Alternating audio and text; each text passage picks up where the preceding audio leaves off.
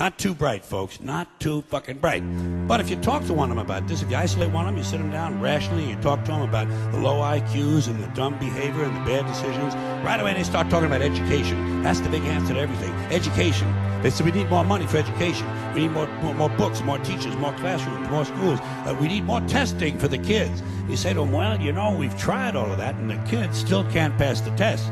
So don't you worry about that. We're going to lower the passing grades. And that's what they do in a lot of these schools now. They lower the passing grades so more kids can pass. More kids pass, the school looks good, everybody's happy, the IQ of the country slips another 2 or 3 points, and pretty soon all you'll need to get into college is a fucking pencil. Got a pencil? Get the fuck in there, it's physics. Then everyone wonders why 17 other countries graduate more scientists than we do. Education!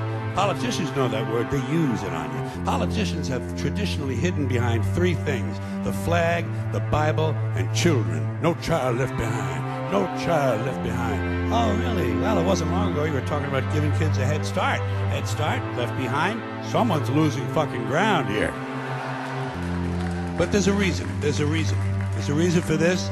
There's a reason education sucks, and it's the same reason that it will never, ever, ever be fixed. It's never going to get any better. Don't look for it. Be happy with what you got. Because the owners of this country don't want that. I'm talking about the real owners now. The real owners, the big wealthy business interests that control things and make all the important decisions. Forget the politicians. The politicians are put there to give you the idea that you have freedom of choice. You don't. You have no choice. You have owners. They own you. They own everything. They own all the important land. They own and control the corporations. They've long since bought and paid for the Senate, the Congress, the state houses, the city halls. They got the judges in their back pockets. And they own all the big media companies, so they control just about all of the news and information you get to hear. They got you by the balls. They spend billions of dollars every year lobbying to get what they want.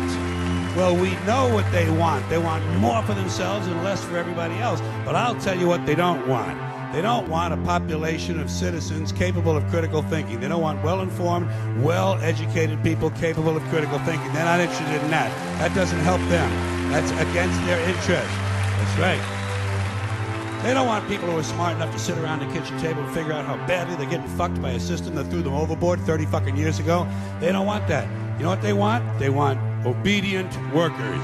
Obedient workers. People who are just smart enough to run the machines and do the paperwork and just dumb enough to passively accept all these increasingly shittier jobs with the lower pay, the longer hours, the reduced benefits, the end of overtime, and the vanishing pension that disappears the minute you go to collect it. And now they're coming for your Social Security money.